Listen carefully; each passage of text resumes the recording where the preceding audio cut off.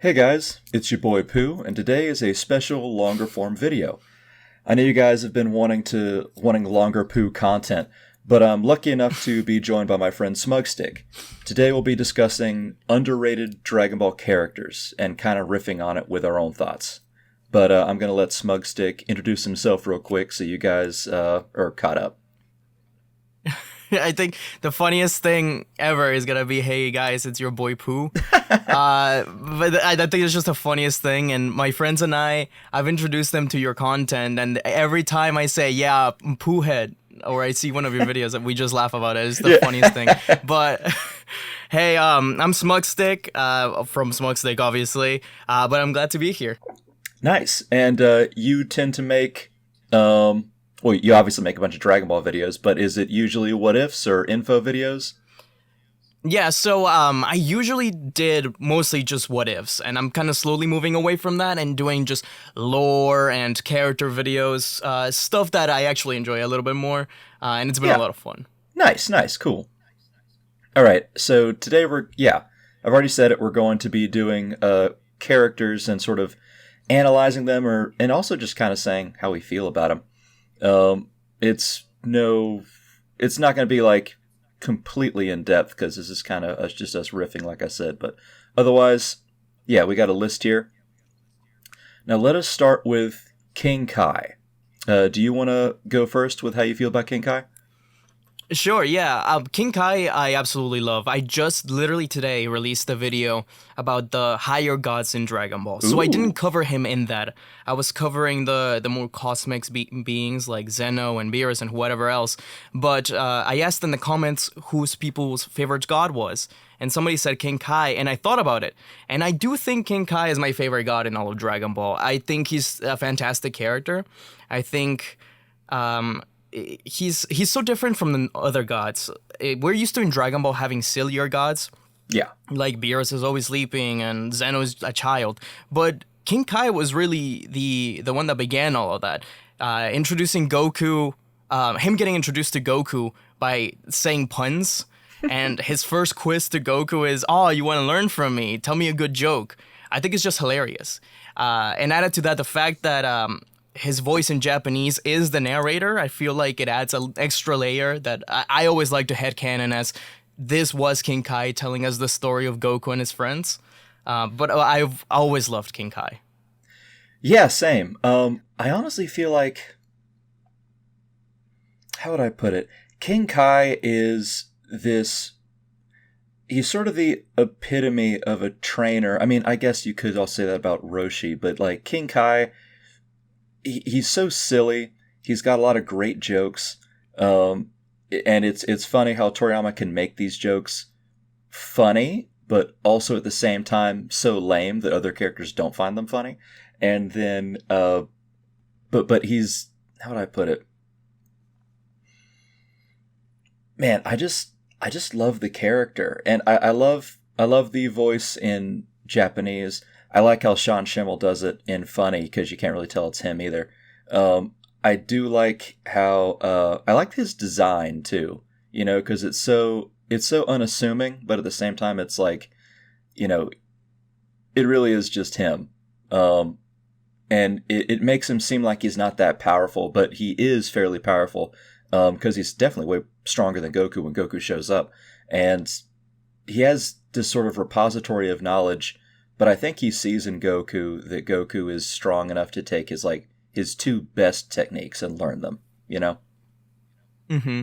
Yeah. Yeah, no, definitely. I think one thing about King Kai is that he's actually like friends with Goku. I feel like a lot of the times Goku can be a little like reclusive it's not like he means to. He just kind Yeah. of feels that way. Yeah, Like definitely. obviously he's friends with Krillin and Vegeta and stuff like that. But with people like Tien, they leave and like Goku doesn't like seek him out or anything. But Goku just constantly goes to King Kai. Whether it's to train or not, he's always constantly in communication with him. We've seen him a little less lately, which is a shame. But it does feel like him and Goku actually have a fairly close relationship, which I feel is kind of rare for Goku, and I think that's really cool. I think you're right. I think that Goku, no matter how strong he gets, he still sees King Kai as a mentor. Whereas with Roshi, he's like he was his first master, and same with Korin and Kami. But at the same time, it's less of a mentor relationship with them, and it's more of just like, oh, hey, this old timer. I remember you. I like you. You're my friend. But like with King Kai, I do feel like that he is always seeking knowledge from King Kai, and and I feel like, especially after the Buu saga, they spent so much time together that you can really tell that it's sort of a friendship that I guess will last eternity now, since if he passes away, then he's gonna be there anyway. But I do like that. King Kai's such a good narrative example too of just having a great companion that can solve a lot of plot problems without actually being powerful as well.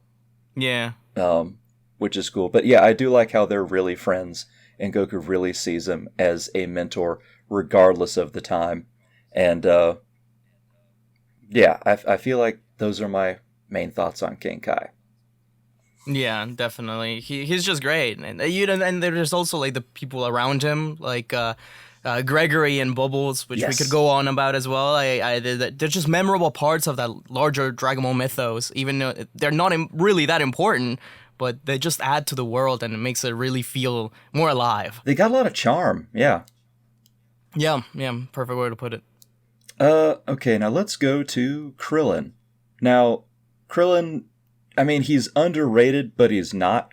It's kind of weird because, like, he's underrated to the point that people think he's a big loser sometimes, but he's also not underrated because he's a pretty popular character regardless. It's hard to say. What do you think about Krillin? Oh, Krillin might be my favorite character in all of Dragon Ball. Really? Okay. It's between. I always say it's between him, Goku, and when I'm feeling a little more on edge, it's Gotenks. But nice. Yeah. I really, really like Krillin. I think he's a really great example of the everyman.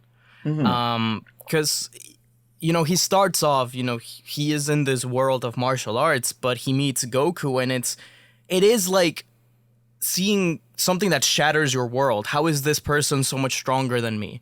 And he starts by cheating, and he doesn't really like Goku, but through that rivalry they get, like, Krillin evolves, and I think, yes, Yamcha also changed from a bad guy to a good guy, but it felt more as a consequence of what was going on rather than Goku's influence, which would become the pattern as we go on. And Krillin is the first really great example of Goku's influence changing someone else over time, and I love that about him. I was just watching the ending of GT, and I think that really just exemplifies it all, with Krillin being, like, he's really the only one that ages. We have Yamcha and Tien, and they look exactly alike, despite the fact that they're humans too. Yeah. And Krillin just gets old, and it gets me every time I think about it, because when you look at it from an outside of the narrative perspective, Dragon Ball had been going on for like 11, 12 years at that point. Like, the kids who, if you started watching Dragon Ball when you were 8 years old, you would have been you were an adult by the time GT ended. True. And to see that scene with, Krillin is old, and but Roshi and Goku are still the same, and you think about it, you kind of put yourself in Krillin's shoes, and you think, dang, like, Goku and Roshi, they're still the same, but I've changed. I've matured. I'm a completely different person than I was before. And I think Krillin really, really exemplifies that, because he goes from a naive martial artist to a powerful warrior who would do anything for his friends, to someone, to a father and a married man. And I think he really has one of the most complete character arcs, and it's really underappreciated. He does have one of the most complete character arcs. That's a really good way to put it. I do feel like that. I do feel like the Krillin is pretty much like the everyman. I think Toriyama wanted to portray that Krillin. He had, how would I put it? He had the desires that most other characters did not, which is refreshing. Yeah. But I also think that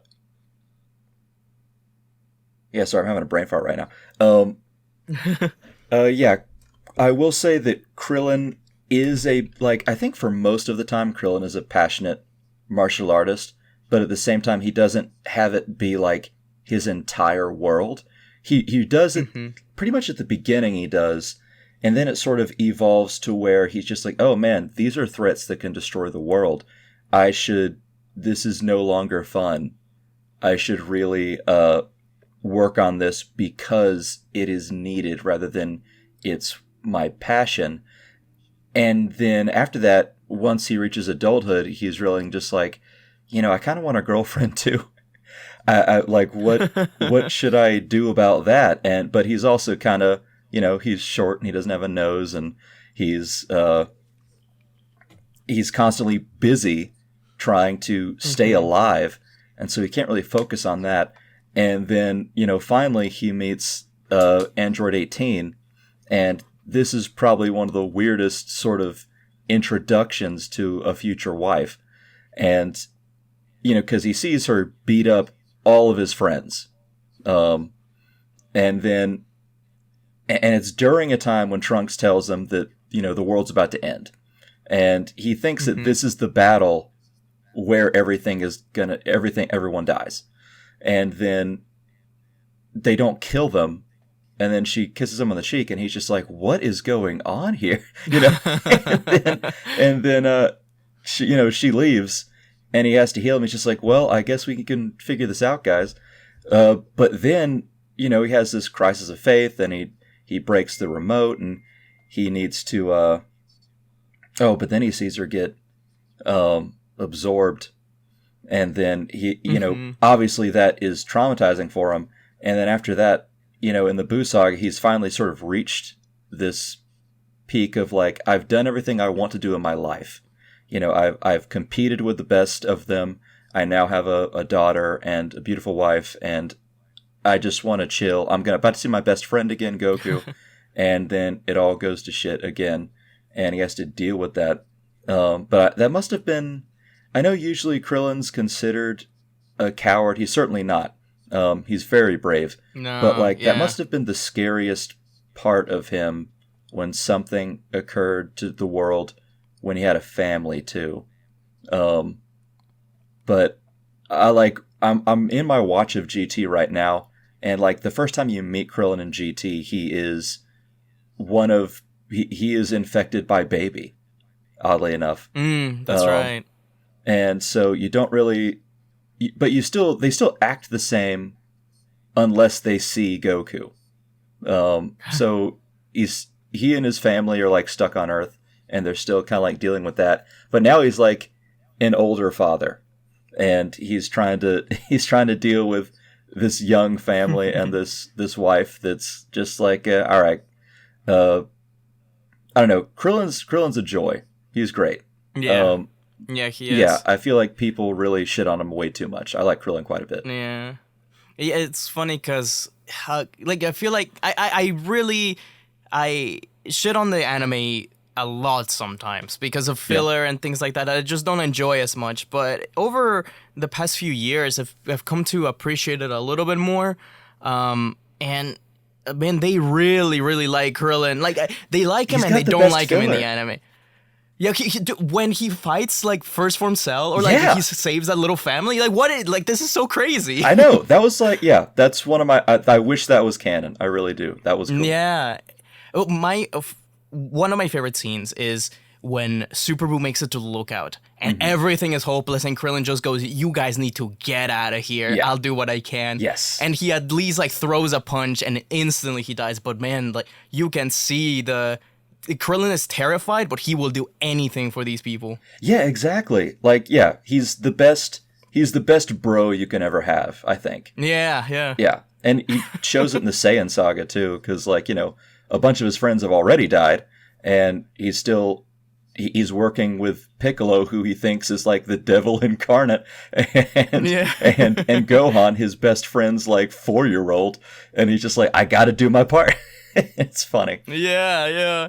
Before we'll move on to the other characters, but I just think about, man, Krillin has some crazy fights too. Oh, true. Goku versus Krillin. obviously great. Amazing. Just emotional as is. But a really underrated one is Krillin versus Piccolo at the True. 23rd. Yeah. That fight is so good. It is. And Piccolo respects Krillin by the end of it. Yeah, he's thinking like, maybe won't be so easy as I thought if Krillin... Yeah. Yeah, I love it. Yeah, and I do love that, before we move on, I do love that I think the Destructo Disc's Japanese translation translates to like what was it, Super Murder Disc or something like that. Like Krillin's just like, you know what? If I can't beat these guys with my fists, I need something that will just end someone immediately. Yeah. And then he makes it. Yeah, it's great. But okay, let's go to Goten. Now, I will say that Goten is not super underrated. I feel like Goten's pretty popular, but I will also say that like he's kind of overshadowed by Goku and Vegeta and his other family members. I'll say that much. Yeah. Yeah. It's funny about him because my girlfriend is like the number one Goten fan I've ever met. Oh, nice. She absolutely loves Gotenks. She has every single GT Goten figure that's ever been released, which isn't that many, to be fair. But so I don't think like I appreciated him as much before I was with her, and I always liked Goten, in particular because of Gotenks. Yeah. But and all the time people are saying, the kids are useless. What are they doing with them? This is so lame. And I get it to some degree, but I think the role they actually serve in the story is pretty great. I love the relationship they have with each other and with the rest of their family members. Like, and we'll talk about Trunks in a little bit as well. But in a lot of art, for example, like Goku has a hand on Trunks' head, like he's his uncle, and Goten calls Vegeta like Uncle Vegeta and things like that. And I think it's really cute, like how not everybody needs to be this grand warrior. Like, they're naturally gifted, yes, and they'll do what they can. And obviously nowadays with Super, they're superheroes. But I think it's cool that, like, just like Krillin, in a different way, they're more just like normal people. They go to school, they just want to play toys, and they're like emulating their parents.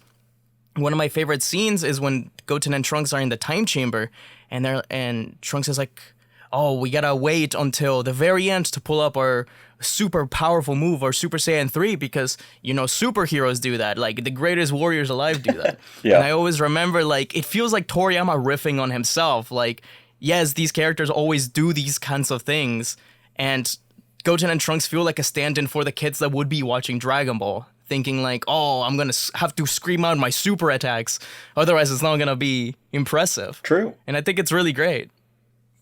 Yeah, I agree. I do think that Goten and Trunks is probably sort of a small version of like, now that all the characters are older, that you need a kid's point of view to enjoy it as a kid. Now, I mean, obviously you don't need it, but like I think that is why Toriyama probably added them.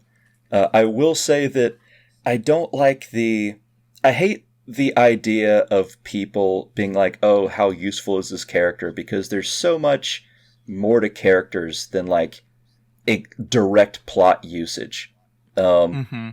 But I think that Goten, I do like how Goten was sort of not, I don't think Toriyama like planned on it, but I will say that like during the 13 days or however many days before the Cell games, obviously Goku, I don't know if Goku has a feeling that he's going to die, but I do know that like he consummates it with Chi-Chi, and then she gets pregnant, and then Goku comes back in 7 years and he sees like this sort of mini-me.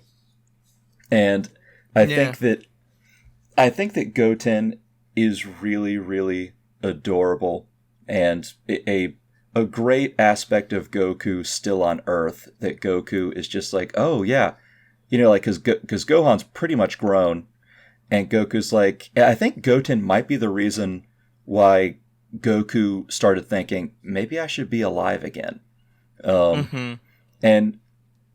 even beyond that, I think I love Goten's character. I love that he's more naive than most other characters, even Kid Trunks, but he's not as naive as Goku was when he was a kid. for obvious Yeah. reasons. But it's still a great point of view for the audience. I will say that, like, I'm in a server that, this Discord server that's huge into Goten and Bulla, sort of a ship. And a bunch of people, a bunch of girls really love Goten. I think Goten's like the most popular with the ladies, which is pretty funny. Definitely. But I've always liked Goten too. I always thought that it's hilarious how it sort of showcases that, like, Goku's ideology fits best with a kid, but when Goten grows up, it's sort of, he's definitely more of a regular kid and a teenager. And, like, even before GT, like, before, like, the quote-unquote non-canon stuff, you know, at the very end of Z, you know, Goten's just like, come on, dude, I got a date. Like, what are we doing here? And Goku's just like, nope, you're gonna have to do it, like a stern father. And I think Goten shows Goku's fatherhood the best. Even though Goku obviously protected Gohan way more than people give him credit for. But there were a bunch of time skips that we didn't see, and there was a bunch of world-ending threats. But, like, with Goten, he was definitely more of the domestic father. And I really enjoyed that a lot. I think it's really cool because it feels like what you were saying, it humanizes the family a little bit more, I feel, having them around. I definitely agree, because it's really cool to see how Toriyama can come up with these similar characters, but they just have such a different vibe. Like, a lot of people will say, like, Goten is just Kid Goku, but that's just completely wrong. Yeah, it's not he's true. Such a different character. Yeah. But, like, his relationship with Gohan and Chi-Chi and Goku, it really feels like that completes the family. I don't know how to describe it. It really does. And like, not to switch it to just Gotenks, but, like, Toriyama had the most fun with Gotenks in the Buu saga. You could definitely tell with the fight with Super Buu. Like, there were so many jokes that Toriyama made. It's like classic Toriyama stuff, and you can see it from his other, like, independent manga. It was his favorite thing to make for years, if nothing else. And I could tell that he definitely made Goten and Trunks to be sort of his way to, like, just have fun with the manga that he's sort of, like, needing to make. Yeah, definitely. But let's move on to Kid Trunks, since we're sort of talking about it already. Yeah. I think that Kid Trunks, I will say that I like Future Trunks more, but it's mostly just because Future Trunks just has this sort of badass aura and, like, the best entrance ever. But I like Kid Trunks. I think that Kid Trunks is a great representation of sort of, like, Vegeta's influence in a less Saiyan body. At least as a kid, because, you know, he's very arrogant. He's very sort of bratty, but at the same time, he still has sort of, like, whimsy of a child. But he's also he also has more human reactions to things, and like Vegeta's just a pure Saiyan. He's seen everything at this point, and he's not gonna be too surprised about things. But Trunks is just like when it's something that he recognizes, like a tournament, you know, like, nothing can faze him. But when you actually see a villain, he's just like, holy shit, you know. Like, yeah. It'd be like a Power Ranger villain coming to life. He just doesn't understand what to do here. Yeah, no, Kid Trunks is great. I think it's really cool to see the differences and the contrast between him and Future Trunks. Yes. How living in this peaceful world, he's such a little brat. Yeah. He's really charming, but he is a little brat. Yeah. And I love what they do with him in, like, expanded material things. Like, I have issues with a lot of the movies, but Wrath of the Dragon, for example, I think is a great characterization for Trunks. True. And it's so weird that he gets his own movie. It's such an interesting choice, but I think it's really cute, and I love his relationship with Tapion as well there. And recently, they've been doing a lot more things, because I always say one of the most interesting aspects of Dragon Ball in the Cell arc is the relationship between future Gohan and future Trunks, which isn't as carried over as I feel it should be into the present timeline. I think seeing how Trunks and Gohan interact should be a little bit more of the focus. And it seems like they're trying to kind of make that more of a thing now with present Trunks and present Gohan. And because it almost feels in the Super manga, in the most recent few chapters, like Gohan knows what future Trunks was like. He knows that he had his master in Gohan. And it feels like he's trying to mentor Trunks ever so slightly just to make sure that he's okay. And that he knows that he appreciates him. Like one of my favorite scenes in the Super manga is, I think it's the last chapter or one of the last few chapters, when Trunks and Gohan are sparring at Beerus' planet. Goten is there as well, but the focus is on Trunks and Gohan as he stops the fight and to ask Trunks, what are you fighting for? Why do you want to be a superhero? And Trunks says, I want to protect those I care about, or something like that. Yeah. And it feels like, this is like this is what future Trunks and Gohan would have been if it was Peace of Times. I don't know. It's so cool. Oh, that's true. That's a really good point, actually. I feel like, not to get too off topic, but I feel like that even in Toriyama's original manga, I feel like that future Trunks should have had more scenes with, like, present timeline Gohan. That would have been a lot cooler. I mean, like, he has scenes with him, but, like, he never actually, you don't see a panel or a scene of him just being like, oh, man, I wonder what Gohan thinks about this, because it's Gohan again. But I will say, I do think that they should have sort of added that to the Buu saga as well when it comes to Kid Trunks.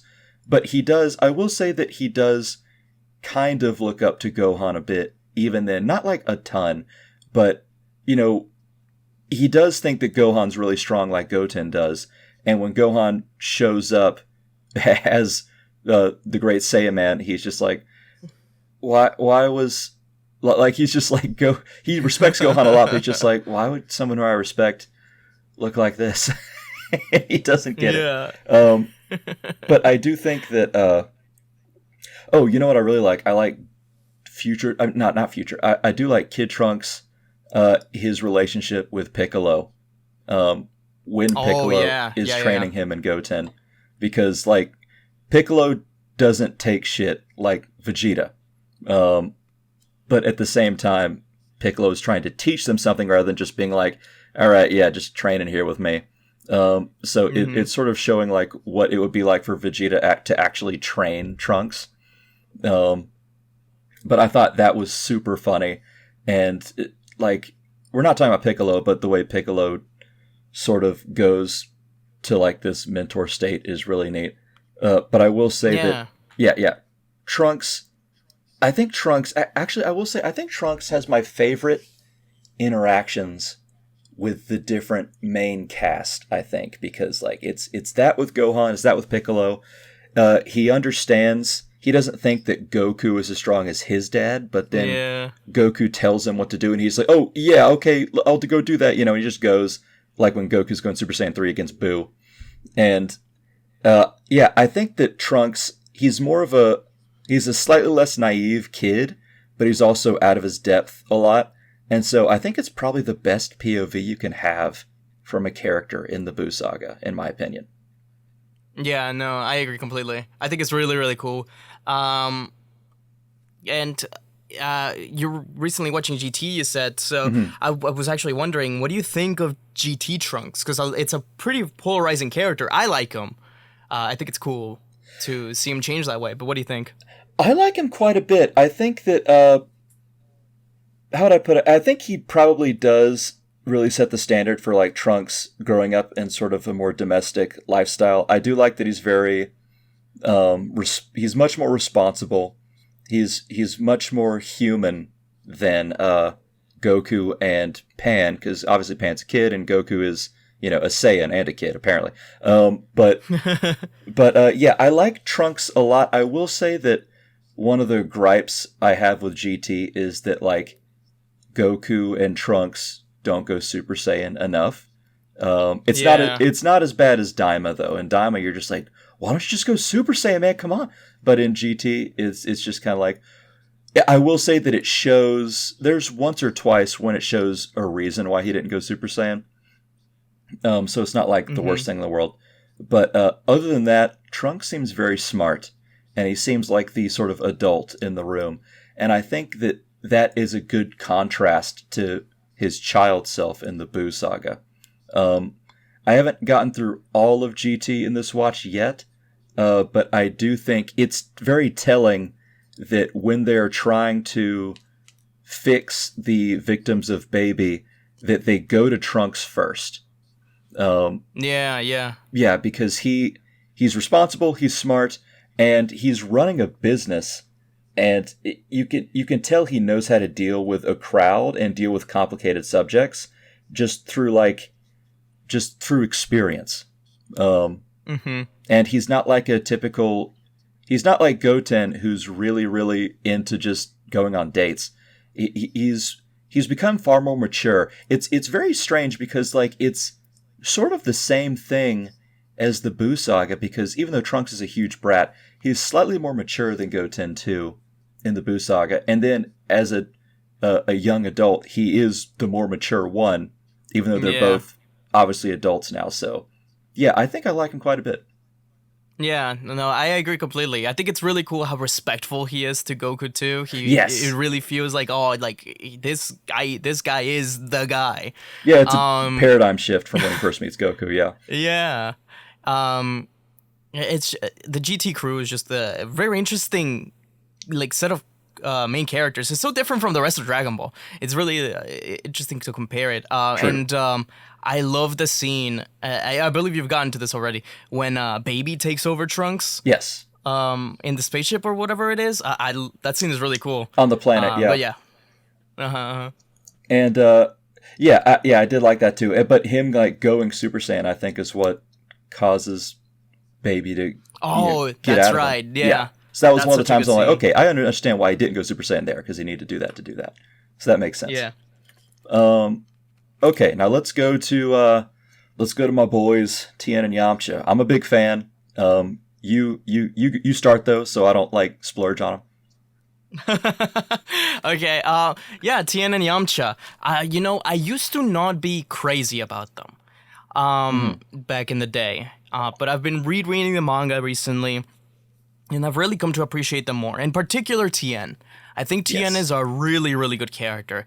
In the 22nd World Tournament, he might as well be the main character of that arc. And it's really cool how this cold assassin is changed in such a drastic way. And it's not just Goku this time, like a lot of times it is in the series. It really feels like it's, one, Roshi, obviously. Yes. But two is just like the thrill of being in a martial arts scenario for Tien, because he lives for this. Like you can tell, like out of all the martial artists in Dragon Ball, besides maybe like Goku, Tien is the martial artist. Like this is what he lives for. This is who he is. So being in the middle of this amazing tournament with so many powerful beings, and in particular Goku and Roshi, that's like, why would I want to kill these people? Like, why? I want to win on my own merit. I don't want to cheat. I don't want to kill anybody. I just want to get stronger. These are my peers who I'm facing to step up the ladder. And I think it's a really cool paradigm shift. And in particular, his relationship with Chaozu is so bizarre for a character like him. Who's so serious and cold, but he just has this little guy with him at all times who he really, really cares about, and it's wonderful. And I haven't watched much of the dub, but I saw a clip the other day that was like that Chaozu takes his hat off, and Tien tells him, "Oh, you're gonna catch a cold, so you gotta put your hat back on." I don't remember this is in Japanese, but this is the funniest thing I've ever seen. Yeah. I could talk about Tien for like 8 hours. Like, Tien's my favorite character, bar none. When I was growing up, I think Gohan and Goku obviously are my favorite characters. You know, I like the fact that I looked a lot like Gohan. I like the fact that, like, Goku, one, just he was cool, but two, like, he reminded me of my dad too. So I really empathize with them. But then, like, later when I was getting back into Dragon Ball, when I was like in high school, I rewatched it again and I'm just like, wow, Tien's just badass. How come I never actually noticed it before? Yeah. And I will say, and I was gonna say this in a video I'm gonna make soon, but like Tien's one of the most consistent characters throughout the series, and it's not like a lack of character growth, but it's just like he's sort of like this sort of staple of the series in a certain way, because like when he faces King Piccolo, and the rice cooker is broken, he's like, well, I shouldn't flee. It's dishonorable to flee. I'm going to go down there and I'm going to fight him anyway. Like, I'm not going to try to save myself. Like, this is the pride of a martial artist. And then, like, later on, when Trunks warns him about the androids, he's just like, I want to fight them. This is the pride of a martial artist. I need to make sure I do this. It would be dishonorable to just kill an old man that's working on them. And so, and like, it is as weird and as like ill-advised as that is, particularly with the androids, he takes martial arts. It's his life. It's literally everything to him. And he's so dedicated to it. And I felt like when I first started noticing him again, I was just like, this is a martial arts show, and he is the peak of that.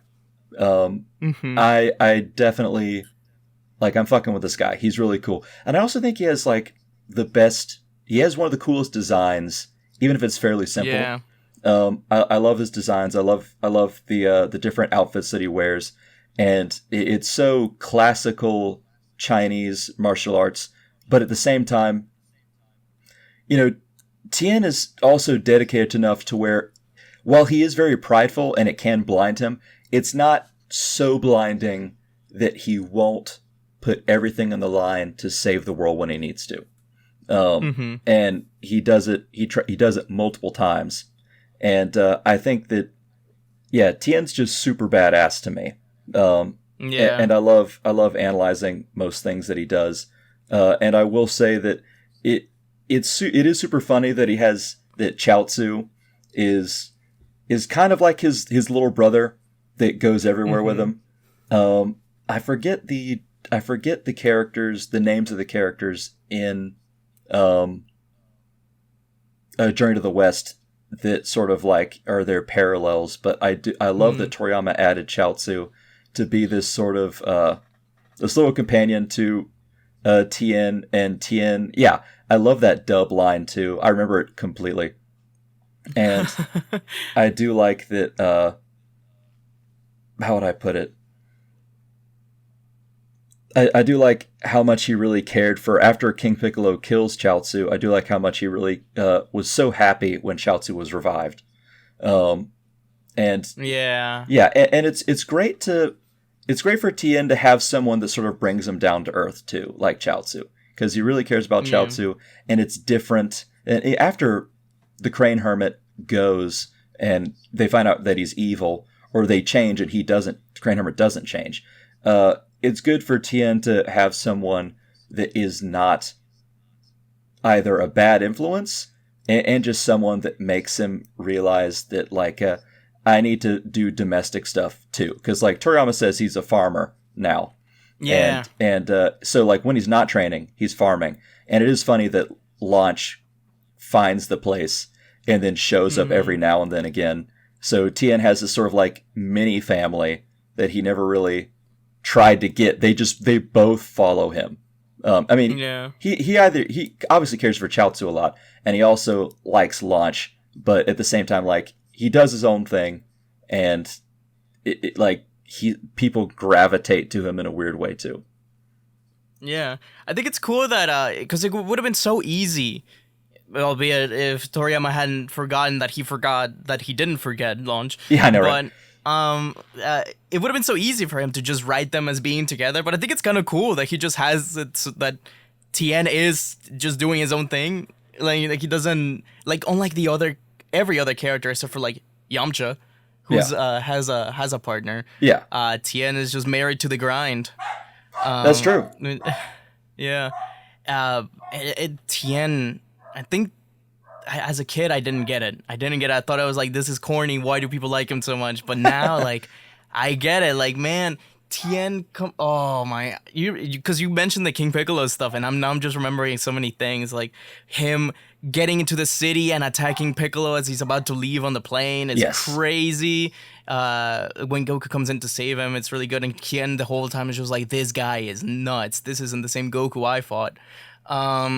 And of course the Kikoho against Nappa is one of my favorite death scenes in Dragon Ball. True, The mine Kikoho too. against Cell is extremely memorable. And the final one against Super Buu, like, there was no reason for Toriyama to need him to be there. Yeah. But he just wrote him in, and I was like, yeah, why wouldn't Tien be one of the survivors and come in? It just makes sense to have him do that. And I love that final design as well. I love the Buu Saga design for Tien. Oh, yes. Yeah. It almost, like, I'm not going to say it is, but it almost looks like weighted training clothes. But it, like... Yeah. It's probably not, but yeah, like... Especially because he has to fight Boo. But I will say that, yeah, it was really cool for Tien to show up in the Boo Saga just out of the blue. And then Toriyama has this really cool fit.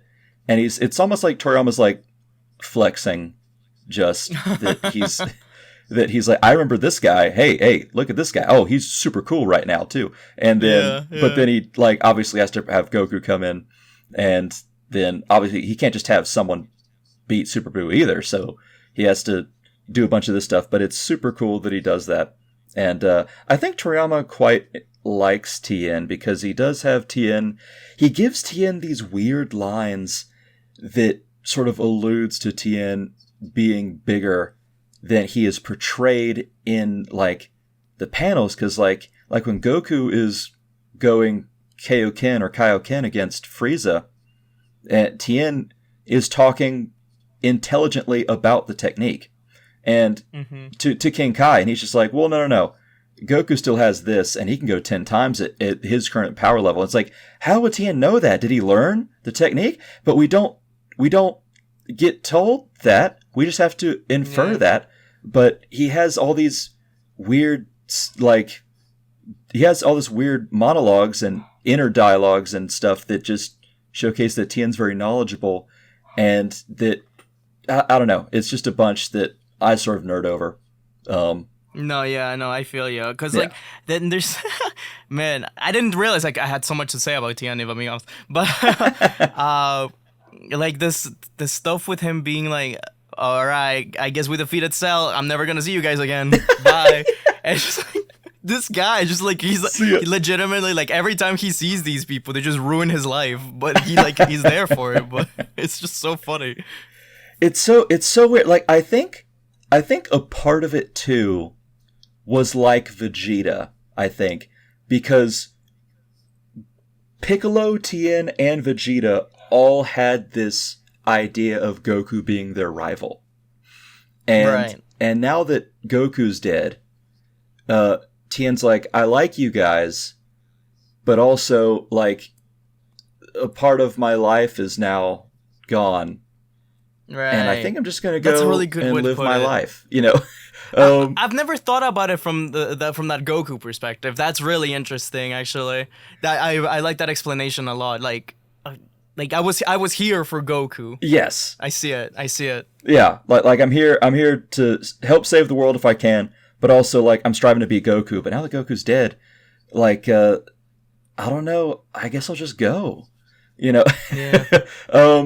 But at the same time, but like, Vegeta's the same way, and Piccolo probably would be if it wasn't for Kame's influence, making him live in a place where everyone visits, you know, on the lookout. So it's a lot different. Yeah, definitely. And, you know, going with that, I'm making a video about the strangest Dragon Ball fusions. Nice. And in that video, I had to mention my absolute GOAT, which is in Budokai 2, Tiencha. Tiencha, yes. Yamhan. I remember when I first saw that, I was like, this is the craziest thing, because Tien and Yamcha, like, it's so cool that the general consensus is like those two are the guys. Like, if Naruto has those two guys from Naruto, these are those two guys from Dragon Ball. And I think it's really cool. I've really started to appreciate Yamcha a lot more in this most recent reread. And one of my favorite things about it is that if Tien is the martial artist in Dragon Ball, the martial artist, Yamcha is like the biggest fan. Yamcha loves martial arts, and it's so cool. And those early days, like, Goku is an alien, Krillin might be our POV, but Yamcha is the one that knows his shit. Like, he knows Master Roshi, he knows Grandpa Gohan, he knows which kind of martial arts everyone is doing, and just like he's just like a fanboy, and it's really cool. Yeah, it's wild, but like this bandit is like he's a total fanboy. He'll go wild for two things: pretty girls and huge martial artists, which I guess I guess we can relate to.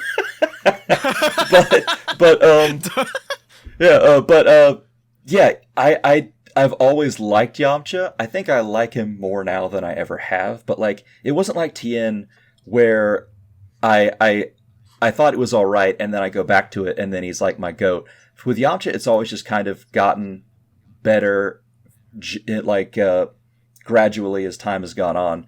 But I will say that one of the coolest scenes that I've ever seen in the anime, and doesn't the manga too, but it's more in the anime, is when Yamcha is fighting the Cybermen, and Piccolo is teaching Gohan how to see opponents and move faster than the eye can see.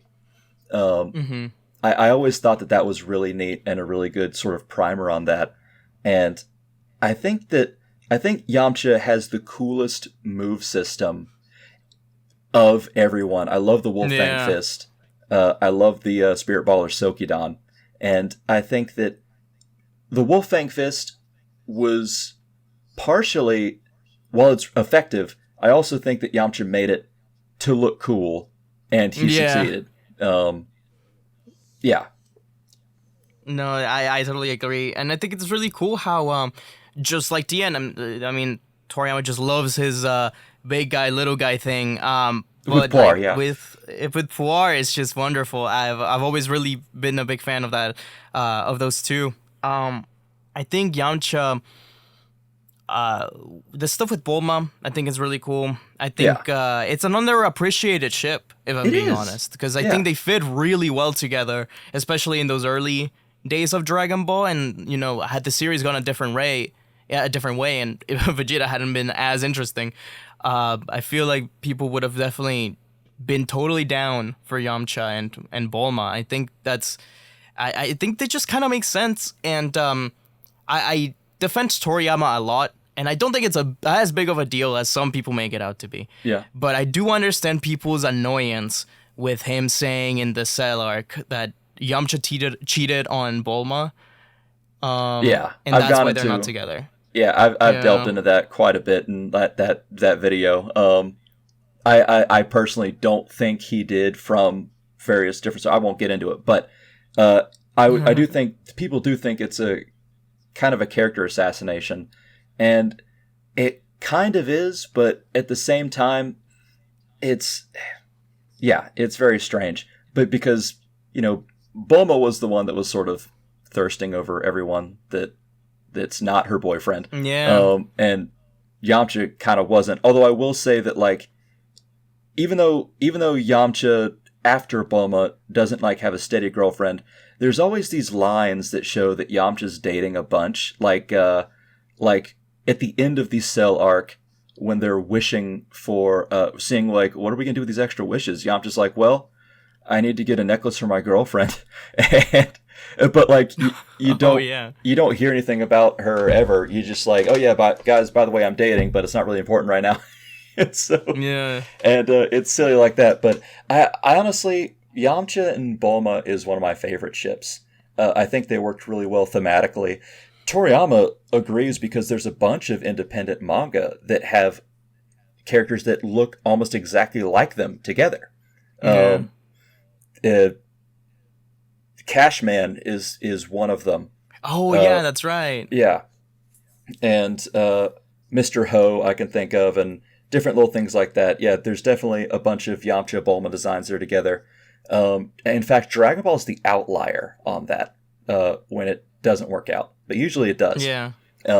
And like, yeah, I felt like it was one of the most thematic ways for characters to get together too. Like, they realized that they are the wish that they didn't get, Yeah, it's cute. Yeah, it's super cute. Uh, But yeah, I've always liked Yamcha. He is such a fan of martial arts, and he's a really good martial artist too. yeah. It's just that he gets the same treatment as every other character that isn't a Saiyan, which is he's kind of Mhm. relegated to the background. I think it's pretty obvious that Toriyama saw him and at least expected people to see him as the cool guy. Like Yes. he's like he has a really cool design. I don't think anybody can argue that. Oh You yeah. know, he has his scars and stuff like that. So, and because of that, he fell victim to being the hype man. Like he has to lose to everyone to make sure that we know, oh, this guy's really impressive. Yeah. Toriyama's like, man, this guy's too cool. His fit's too fire. You know, his Yeah. sword's too badass. We gotta have him loose. And as much as we meme on it, this stuff with the Cybermen is like legitimately tragic. It's Oh, like yeah. a really sad scene. Yeah. And especially like Krillin realizing like, yo, Yamcha was trying to take care of me because he knew something. He had a bad feeling something was gonna Yeah, happen. Krillin would have died if it wasn't for Yamcha.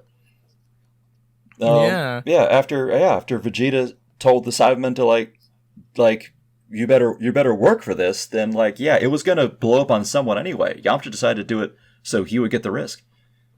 Yeah. And to tie it back up with the other characters we were just talking about, I think it's so cool how in Yo Son Goku and his friends return, Goten just uses Yamcha's and Tien's attacks, the Wolfman Yes. Fist and the Super Volleyball attack. It's so great. Like It is. the kids themselves are fans of martial arts and they Yeah. look up to these other martial artists and they learn that. Like I can totally imagine the scene being like, dude, Goten, did you hear Yamcha has this thing called the Wolfang Fist? Like it is the coolest thing I've ever seen. I totally Yeah. see that happening. Yeah, I could totally hear or have like characters tell these kids about Yamcha and Tien in the younger adventures and being like, "Oh, that's super badass. I want to try that. Please let me try that." Yeah. Yeah. And there's this little thing in Fighter Z or Fighters. I actually put this in my Tien and the Tri-Beam video at the very end of it. But it's Gotenks being asking Tien about all of his techniques, and Tien says like, Gotenks, these Tiens are not like these techniques are not for show. And Gotenks is like, "Whoa, you're so cool!" Like that. He's just like, Really? yeah. He's just like, "Oh, I've that's never so seen bad." that. I need to That's show it to really you, cool. but yeah, I love Yeah. it. But it's at the very end of that video. But it's just him. It's Gotenks fanboying over Tien being nonchalant about knowing like 18 different techniques. That's so funny. Yeah, I love it. But so we don't like go all day. Let's get to Roshi. Master Roshi is really interesting because obviously, like, a lot of this stuff hasn't aged as well as some other things, as hilarious as I think they are. But I think if we look beyond the surface level of Master Roshi, which is Yeah. obviously like stereotypical martial artist, but who happens to be extremely perverted. I think what's beyond that, it's like legitimately interesting life lessons and teachings from someone who was legitimately wise. Yeah. And I think some of the best quotes and things to live by in Dragon Ball is Toriyama communicating those things to us with Master Roshi. And I think the one thing that exemplifies Dragon Ball in general and Goku as an archetype is what Roshi teaches Goku in the 21st World Tournament, which is there's always going to be someone ahead of you. There's always going to be someone one step ahead. And even when you don't think there is, there will be. When you think you reach the very top, you gotta keep climbing those steps. You gotta at least try to defeat yourself, because otherwise, what else is there? And Yeah. I think that's such a valuable lesson, and the way Roshi does it with Jackie Chun and the World Tournament is just genius. It's such an emotional scene, and as a kid, I originally watched the Saiyan arc. I watched it all out of order. It's really weird. I watched the Saiyan arc, the Buu arc, and then all of the original Dragon Ball. Yeah. And then I went back to watch Frieza and Cell, just for whatever reason I could never catch it. But as a kid, the 21st World Tournament, I was like, this is amazing. Like the Master Roshi is such a wonderful character in this. and he's funny, he's clever, he's wise, and his death really hits me when I get to it in the King Piccolo arc. Oh yeah, I was gonna say, I was like waiting to say it, that like his death against King Piccolo is the most underrated death in all of Dragon Ball. I think it's super good. I love the speech he gives. I love the speech, especially in the dub that he gives. It's really neat. I could watch that all the time. I like it I like it more than most of the deaths, actually. But I think that I love it when a character's death has a lot of history to it, and it shows the character's ideals in it. And like beyond Roshi obviously being this, caricature of this old pervert, which is like very sort of classic in, Japanese anime and manga. He's one of my favorite characters. Like growing up, because I was a kid, I didn't really think too much about all the perverted scenes. And then after seeing 80,000 different anime and manga, like I'm used to it. Like, yeah, same. It's like, obviously in real life it wouldn't be kosher, but at the same time, like, so is a lot of things that we see in these shows. So it doesn't really like make it like, I don't cringe at it. I'm just like, okay, it's a thing that occurs. And then I'm focusing on what I enjoy. And what I enjoy about Roshi is I'm a huge fan of the old mentor trope.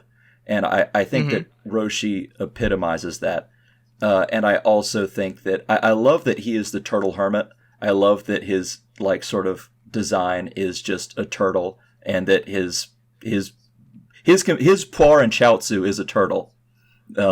Yeah, that's so funny. You're right. Yeah, I love that, and I do like that how he's this hermit that lives out in the middle of nowhere, but he wants to do it in style. So it's not in a mountain; it's on an island that even someone with like one leg can get across it pretty easily. It's so small, but it's really funny. I will say, even though it's not canon, Roshi was super badass in World's Strongest, the second movie. Oh yeah, he is. Yeah, totally, I love that. And I do like his background too with King Piccolo. Oh, you're good. I like his background with King Piccolo, and it shows that Roshi isn't just someone who happened to be the strongest guy and who learned these secrets, but there's this whole sort of reason. There's this almost a traumatic experience and this war that almost destroyed the world that he was a part of that no one really knows anymore because Roshi's so old. Yeah. What were you going to say? I was going to say that, damn, I might have actually forgot what I was going to say. You're good. Master Roshi's great. I think it's interesting what Super's tried to do with him. Because it just kind of felt like his role through the story had changed, and at some point, at just being someone who wasn't really going to fight. Yeah. I think it's a little weird, but I can't help but admit, Resurrection F with Roshi pulling up like that is insane. True. And I love seeing him more. Like, despite the fact that it may be a little weird and maybe doesn't make the most sense, I'd rather have Master Roshi in every episode of Dragon Ball than to have him in such a small role that he had for the longest time. I agree. I've always thought that I want to see more Roshi in fights, but at the same time, I'm also just like, but Toriyama also sort of closed that door. And Roshi even says in the 23rd tournament, he's just like, I'm not going to try anymore. You guys are too strong for me. There's no way I can do this. And then later, he's throwing hands with Jiren. And it's just like, what happened? But at the same time, a part of me is also glad because I always have wanted him to show up more and to have continued training. And that's one reason why World's Strongest is my favorite movie. One of the reasons. There's plenty of reasons. Yeah, it's my favorite. I can't. That's really cool. Lie. I've never met someone whose World's Strongest is their favorite. That's so cool. Oh, really? Cool. What's your favorite before we continue? That's a good question. Yeah, I would say Battle of Gods, but if we're sticking to just the 13 or so original, Battle of Gods is good. might be. I like Death Zone a lot. That's probably the one I've been rewatching the most. Dead Zone's my second favorite, actually. Yeah, it's so great, and the amount of times I've had that song that Gohan sings stuck in my head for like 20 years. Yeah, that one. When he's high off that fruit. Yeah, it's so great. So it's either Dead Zone or, depending on the day, Fusion Reborn, just because Gogeta's really cool.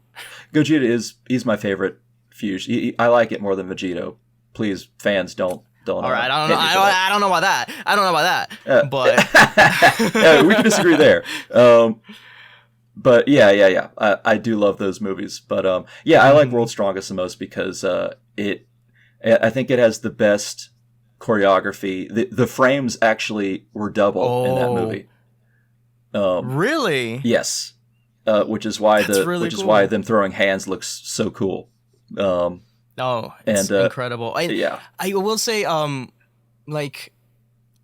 think is it the Ocean dub that has whoever voices Goku in the Ocean dub version of that. Peter Kalamas, who's role. Fantastic. I thought it was him. Yes. Fantastic. Oh, amazing. Like his scream, it feels like an in between Nozawa and Sean Schemmel. It's so interesting. Thank you for saying that, because no one. I feel like I'm the only guy who ever says I prefer the Ocean dub for that movie, but I do. It's great. Yeah, it's so good. Yeah. Let's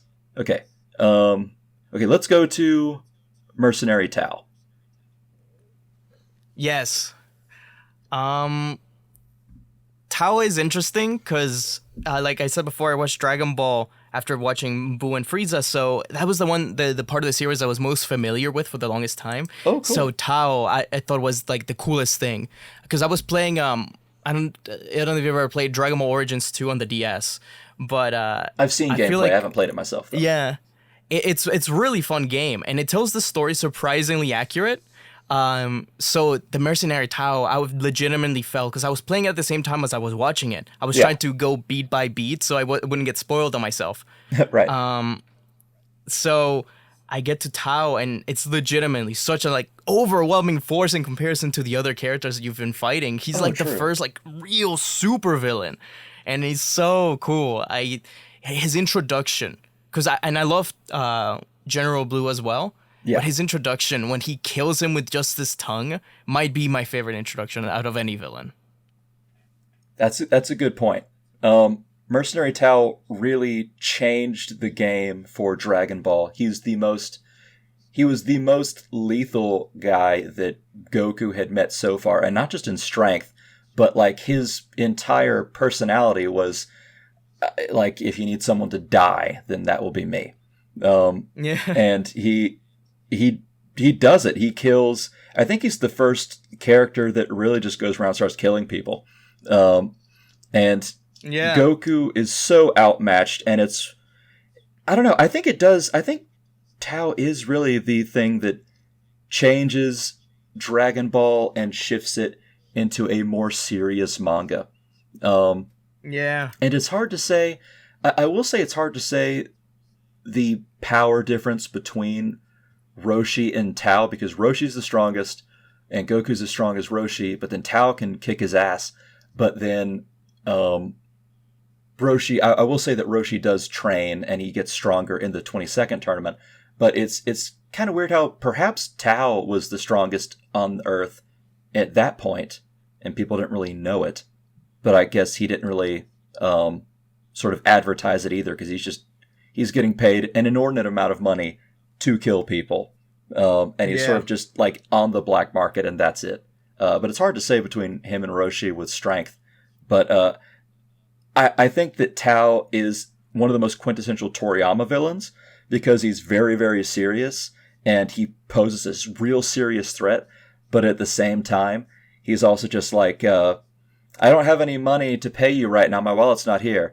How about I kill someone for you? And it's really funny. He's very deadpan. Such a great scene. Yeah.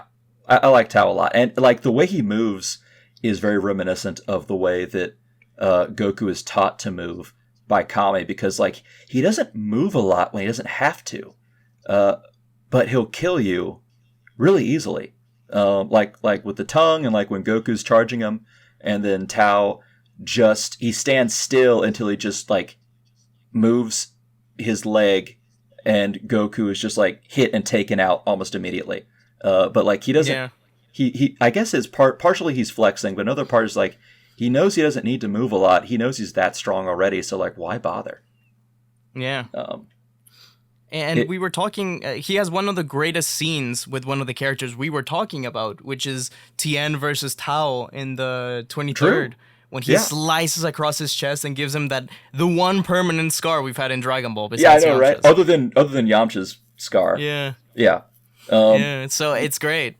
You're right. I think it's a really good fight in the anime, even though Tien dominates. I think it's like the fight itself is really cool. And I do like how it's sort of implied that Cyborg Tao is like almost as strong, or he's about as strong as old King Piccolo at this point, because Roshi has seen him move and thinks that he's a huge threat, and Roshi died to old King Piccolo. He's treating him very similar.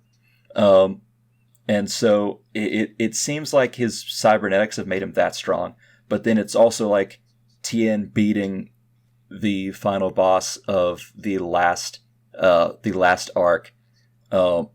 It's really Tien sort of aura farming, but at the same time, it's also sort of, how would I put it? Not a callback because it happens later, but it's like it foreshadows how cyborgs will be showcased later.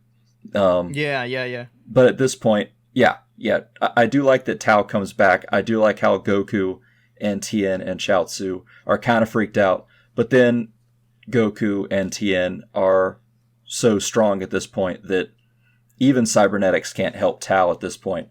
But I do like that they brought him back, and I like the fight quite a bit, especially in the anime. Yeah. So I agree. Yeah, definitely. And correct me if I'm wrong, because it has been a little bit since I've watched Z Cell arc. Yeah. But there's filler where he gets kidnapped by, like Goku gets kidnapped by Tao or something, right? There's or like something like that. There's like 2 bits of filler with Tao. Oddly enough, there's one bit of filler where Goku's trying to get a Dragon Ball, and Tao has it, and then he knows that he can't beat Goku, so he has him try to solve this weird like circle puzzle, like these 3 metal circles, and then Goku eventually does it. Instant transmissions to Tao, who tried to flee with the Dragon Ball, and he's like, "Yeah, it's done." And Tao's like, "Oh fuck," And then the other filler is there is this old, rich business tycoon that has this dome that's meant to protect from Perfect Cell.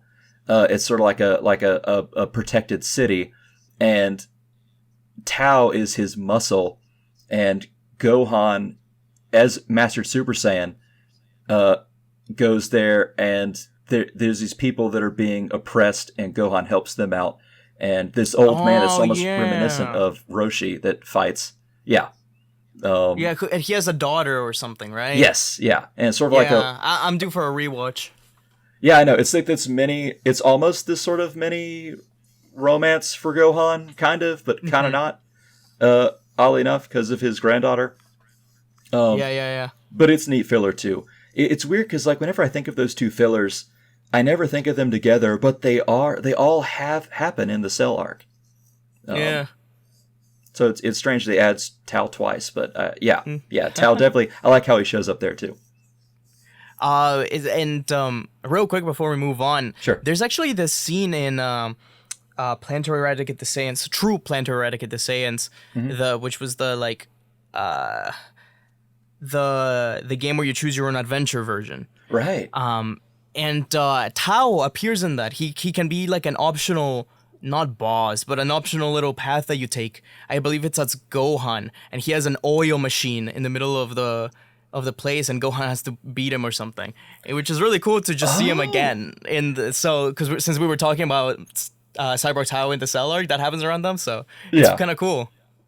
I agree, and it's also kind of cool in Mystical Adventure when he has to fight Goku and Arale. Yeah, Yeah. I like that version of him a lot too. That Mystical Adventure is really interesting. It's such a bizarre movie. it It's is. like we can talk about that some other time. Yeah, But yeah, it's one of my what do you favorites. But yeah, think? if we ever do Yeah, this about Dragon same. Ball movies, we'll talk about that. But we should. What Yes, do you we should. think of the person who gets defeated by Tao Blue? Yes. Yeah. I think that General Blue is honestly he's very entertaining. I liked him a lot because he's very militaristic, but he's also strong enough to pose a real threat to Goku and Krillin. And you don't really know how he or Colonel Silver, for that matter, like have gotten that strong, but they just are that strong. It's kind of like how when they first met Yamcha, he's that strong. Like there's just some people that are just naturally pretty powerful, and it's very strange how he has this trance, this sort of like ability to make people like freeze so he can Oh uh, yeah. have an advantage in combat. But he also utilizes firearms quite a bit when he needs to, and he he's very he's obviously a stand-in for like an Aryan Nazi, which is pretty funny. Like Toriyama, there's this all these sort of Western influences that Toriyama brings, like with Android 16 and Major Metallotron as looking just Yeah. like Arnold Schwarzenegger's Terminator and different things like that. But like same with history too. Like he's just like, oh, this is halfway across the world, but like Nazis were a thing, and I should add this because it's in popular culture, and he does, and he has General Blue. I forget if this is filler. I think it's just filler, but he kills someone for snoring too loudly. Um, Yeah. yeah. I remember that. Uh, I do think that General Blue, he's a nice addition. Like I do like him. I like he's not a character that I'm like fixated on, but I do Hmm. like his inclusion in that, and I do like that. It's like Toriyama made him gay to play for laughs, but I think that's also sort of like a how would I put it, a cliche for like the Aryan Nazi archetype, like in the Yeah. 90s or 80s. So he just made him this huge cliche, but he was just having fun with it. And, Krillin and Bulma and Goku are having to deal with this guy, and all of their strategies are not working, at least with Krillin and Bulma. Like, because Bulma starts hitting on him, and he's just like, I'm not into that. And she's just like, what the hell? And Krillin, I forget if he only fights Blue once, but when he fights General Blue gets the better of Krillin because he can Yeah. do the trance thing. But what do you think about General Blue? I think it's pretty cool. Speaking of that scene you were just talking about, I love how General Blue just gets his shotgun out and he points it directly at Krillin's head. Yes. It's crazy. It's kind of crazy. Yeah. I used to like General Blue a lot as a kid. Nowadays I'm a little less, especially after this reread. I was like, I remember him being a little cooler, but I've always really liked him. I love that he was in Tenkaichi 3. It was such a bizarre inclusion, but I was totally down True. for it. There's also a Yeah, I scene love. in GT where he's in a line in hell, but that's it. It just shows Oh him in yeah, hell in a line. Sorry, I don't mean to interrupt, but I just remembered that. no worries. And we were also talking about Mystical Adventure. He's in that too. He's pretty cool. He's in Yeah. Path to Power. He's in that for like 2 seconds, and it makes me kind of sad because his design in Path to Power is really cool. True. It's And it's weird in Mystical Adventure because he's the main one that's loyal to Chaozu. oh, it was he. Yeah. It's been a minute. Yeah, that's right. That's why That is Tao really kills him. weird. Yeah. But it also shows him being like a completely corrupt police officer beating people up. But at the Yeah, same yeah, time, yeah, yeah. but at the same time, he's just like, but he's my emperor. I need to serve him. And then that's why Yeah. they get Tao to kill him. But But Blue's really cool. Yeah. I've always really liked his design. I think he looks really cool. He looks like a bad guy would. he does. And oh, before moving on to the next one, you said something about Silver for a second there, and Yes. isn't it weird that Silver's just like really cool in the anime? Oh, Like totally. there's so much filler dedicated to him, and they make him really badass. And it's so weird because in the manga, he's in like a chapter. Yeah, a chapter or two. I forget which one, but you're right. He could just be in one chapter. It's funny, yeah. And I like Silver a lot because of it. I know. Yeah, the filler makes certain characters so cool. Yeah. All right, now let's go to Pilaf. We're almost done, folks. I know it's been super long, but let's go to Pilaf. Yeah. I think Pilaf is interesting because I used to not really care about him that much as a kid, but he's really grown on me over time. Now that I understand Toriyama's humor a lot more, he's constantly breaking the fourth wall in ways people don't really acknowledge. Like at the beginning, when Mai tries to make a poop joke, and Pilaf says, "Oh, we're not making poop jokes around here, okay? This isn't Dr. Slump. This is a more sophisticated manga." And like his real innocence, like he wants to take over the world, but I don't even know if he knows what that entails or what that means. Yeah, because it's like he has the like vaguest concept of what he wants to do, but he doesn't seem like a bad guy. Like he's weirdly innocent when he threatens Bulma and he just blows her a kiss. And rather than anything else, it's really funny. I've liked his return in Super quite a bit. It was a really nice surprise to see him in Battle of Gods. Maybe he's overstayed his welcome a little bit. I don't know if we need them living at Capsule Corp. Yeah, true. It's a interesting concept. And GT, I'd really like that they're the kind of the catalyst of the whole thing, which is cool. Yeah, I agree. I think that Pilaf is probably... I love how different characters showcase Toriyama's evolution as a mangaka, because Pilaf is definitely a great representation of his early work. Someone that is very unthreatening, unassuming, but is dealing with things that are far beyond his pay grade that could be damaging. And he actually could technically, potentially rule the world if he succeeds. And there's no reason for anyone to follow him, like, at all. But he has these two people that are so dedicated to him, and this castle that I don't even remember if you see any servants or not. But he has this giant castle and all this technology, but you don't know how. Like it's all so tongue in cheek and silly. But at the same time, this makes him a threat. And also, you know that he can wish and get that wish granted because the king of the world right now, the dog, is descended from a king of the world that wished for it from the Dragon Balls. Yeah. So Pilaf got very close to succeeding, but he's such a funny character. And he's such an unthreatening, but really... Dragon Ball wouldn't be the same without him. And I do like how he shows back up in the King Piccolo arc as trying to remain relevant, but then he just kind of gets thrown away. And then later they bring him back in GT, and then they bring him back in Super. And he's sort of like, he's not like Tao in that instance, but he's sort of like in that vein to where it's just like, oh, this character that was there forever ago shows up again to unwittingly cause mischief. But one thing is that, like, while Tao doesn't usually try to go for the Dragon Balls, usually he does in one of the fillers, but like Pilaf always does that because he knows he can't win any other way. I love the Shu and Mai dynamic with him, and I do like how Pilaf is either so closeted or he's young enough to where he thinks that a kiss is super provocative. Yeah, really funny. Pilaf is great. There was a particular scene with him that I always found really memorable. Because in the manga, he's not in it a lot in the first arc. He only starts showing up towards the end of the final Dragon Ball.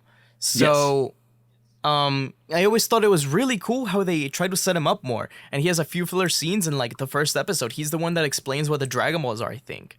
or what they do or something like that. And it's great. It's a really nice introduction to Pilaf. I think it tells you everything you need to know about him. And it doesn't overcomplicate things. And I really think it's one of the times where the anime evolves on the manga a little bit. Yeah, I agree. Yeah, you got that spot on. But let's go to androids 19 and 20. I think they are super underrated when it comes to Dragon Ball villains. I think that they do horror really well. It's one of those weird things to where at the end of the day, they're not super strong. Like the strongest of the Z fighters could totally beat them, but they are also very, very, very scary. Yes.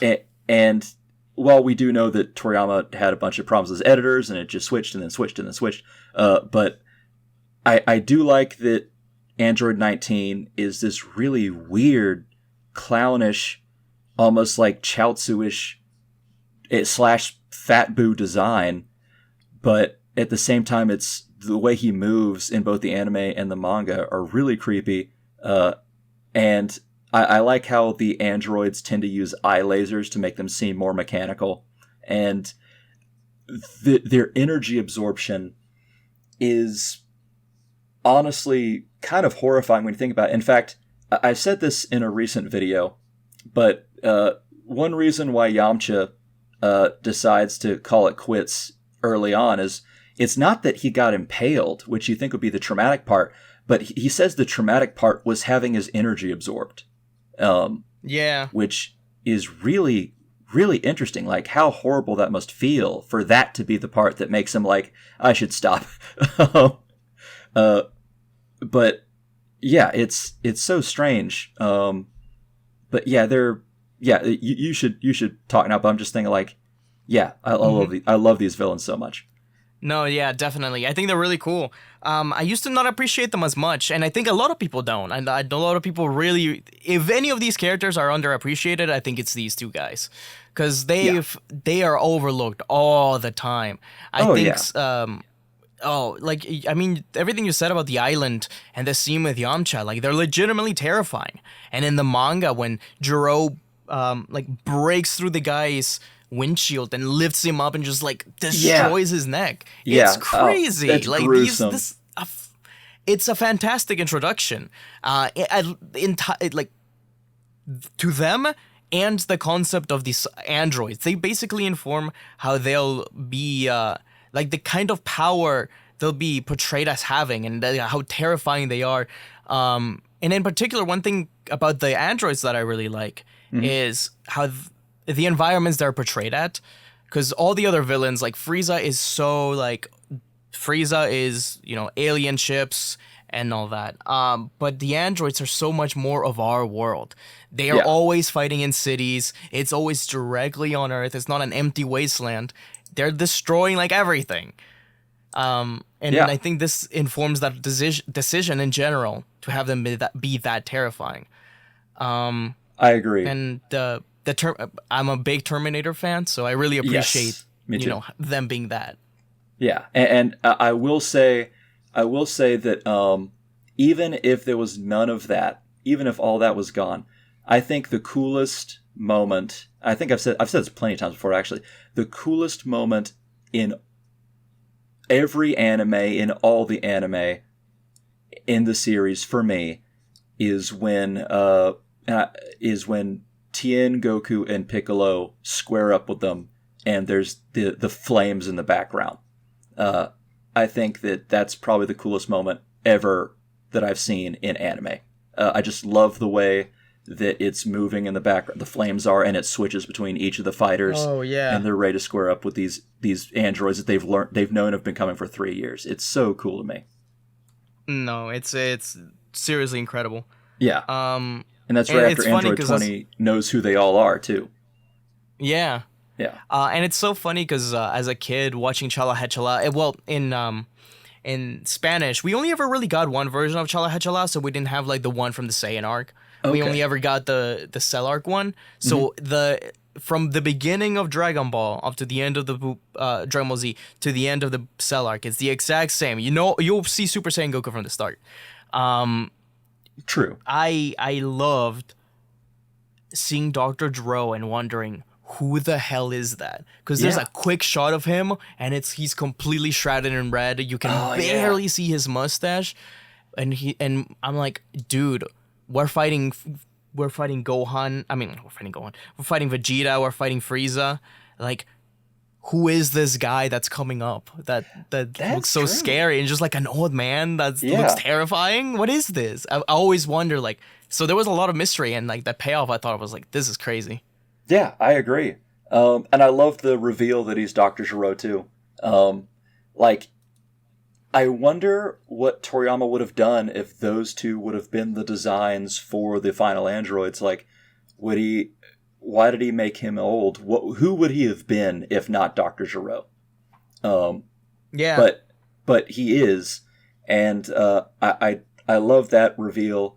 I do like the way that things occur in a way that's sort of like what Future Trunks said, but not entirely. And I know I've said this before, but one thing I do like that people don't tend to talk about is that Dr. Gero, Android 19 is Dr. Gero's first and only success to Dr. Gero. Yes. He's strong, completely loyal, and he's also a mechanical genius too, because Android 19 is the one that rebuilt Dr. Gero after he made 19. So 19 could potentially make more androids himself. So if they didn't kill both of them, then there could have been more androids on the way. Yeah. Which is interesting. No, for sure. I think it's really, really interesting.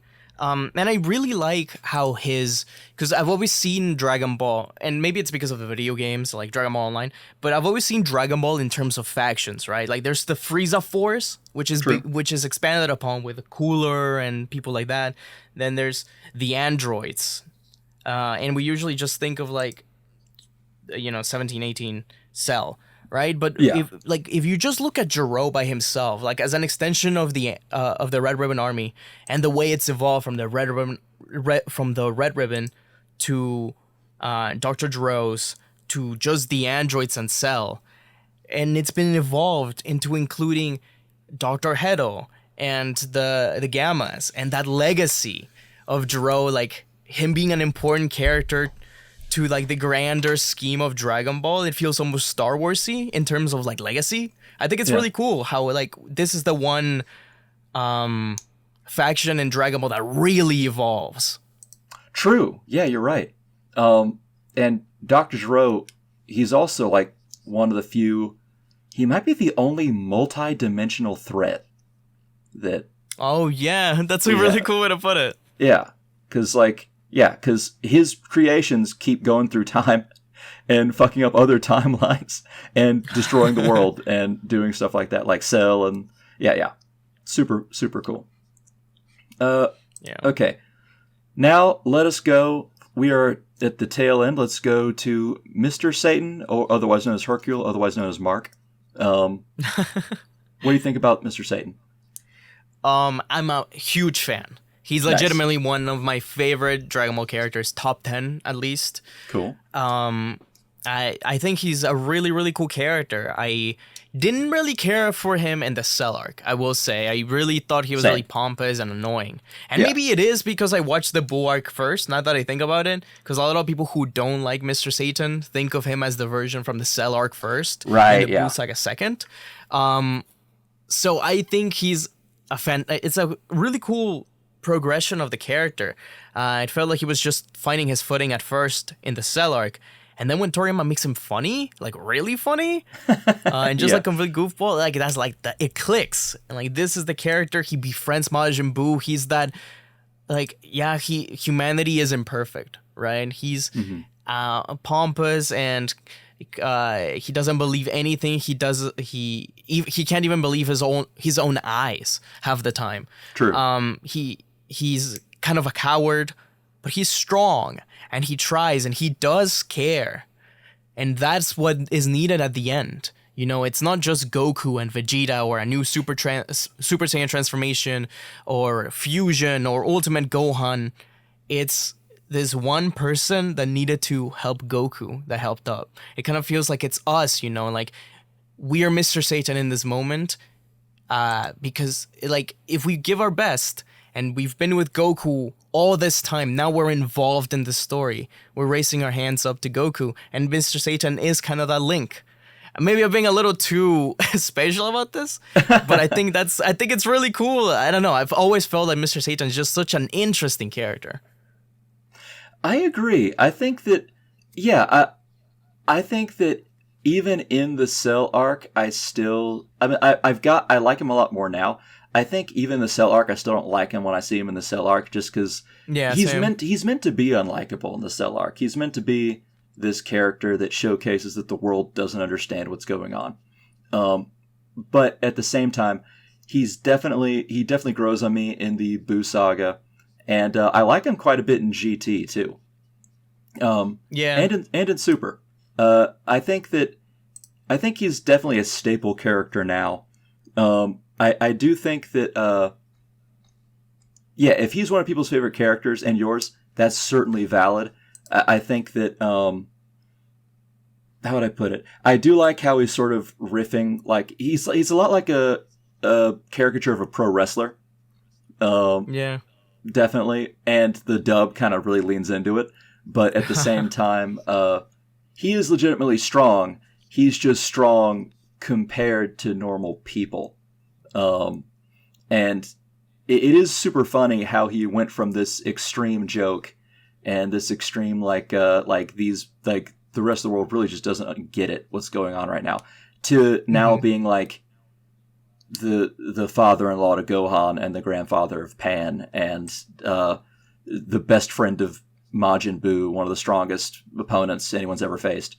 And he's just now, but at the same time, like, he also has a bunch of this bluster too, even though he's used to being the strongest. I like how he sort of pivots almost seamlessly into like, well, I'm not the strongest anymore, but I'm certainly going to act like it.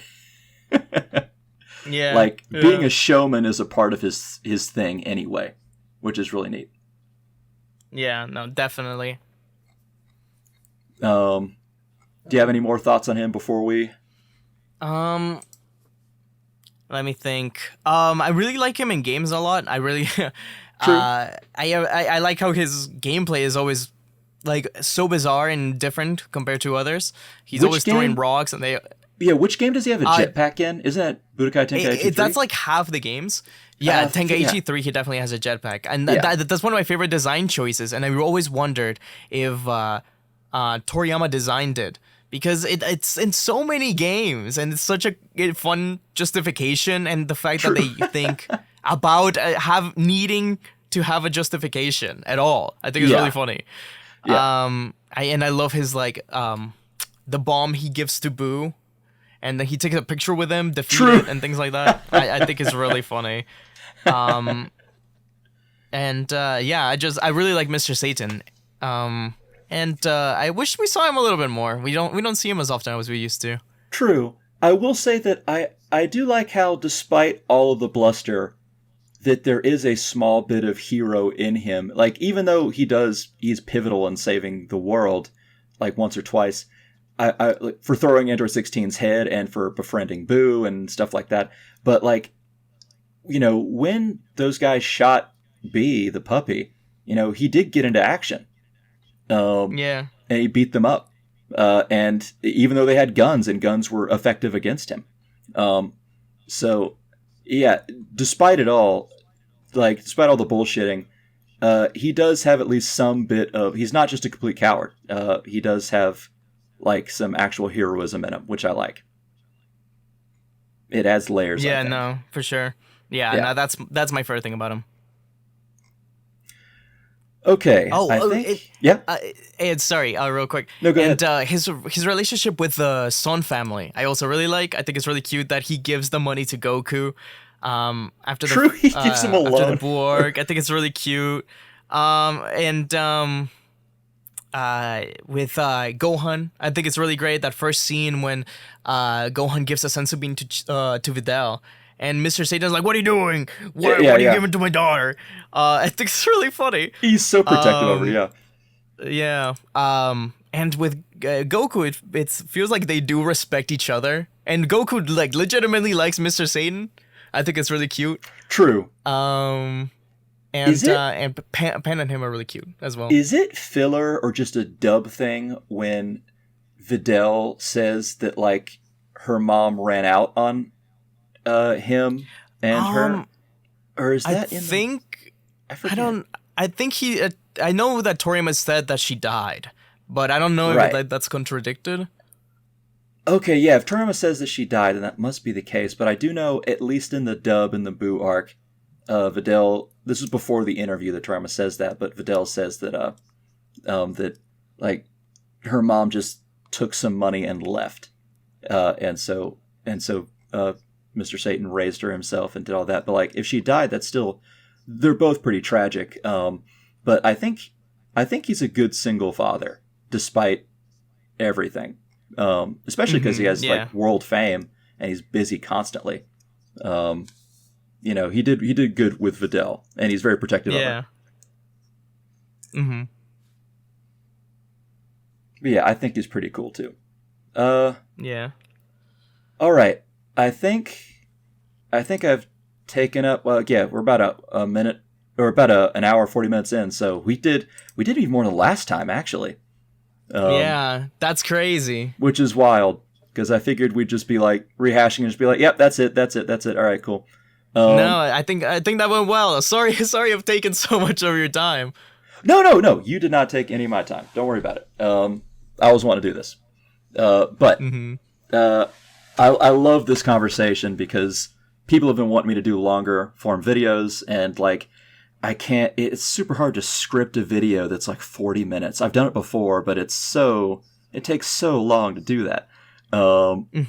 And it's hard to find topics that last that long. So it's good to have something that we can just talk about and just list things off and just give our unabridged thoughts. So it's nice. Yeah, for sure. We'll have to do this again. Oh, definitely. Maybe with the movies, like we were saying. Yeah. All right. Now, is there anything you'd like to promote, or other than just your channel or anything like that before we stop? Yeah, sure. You guys should really follow me at SmugstickDB on Twitter. I'm pretty active there, a lot more than I should be because it pisses me off. But that's how we met. That's how we met. We didn't even meet from Dragon Ball YouTube. We just met because we were like, we had the same opinions on Twitter, which is pretty funny.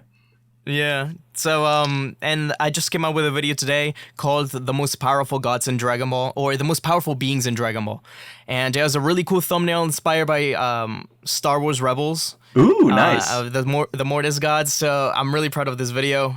So you guys should definitely go check that out. It's and I've got a new video about fusions coming out and the ending of GT. So I've got some cool stuff coming.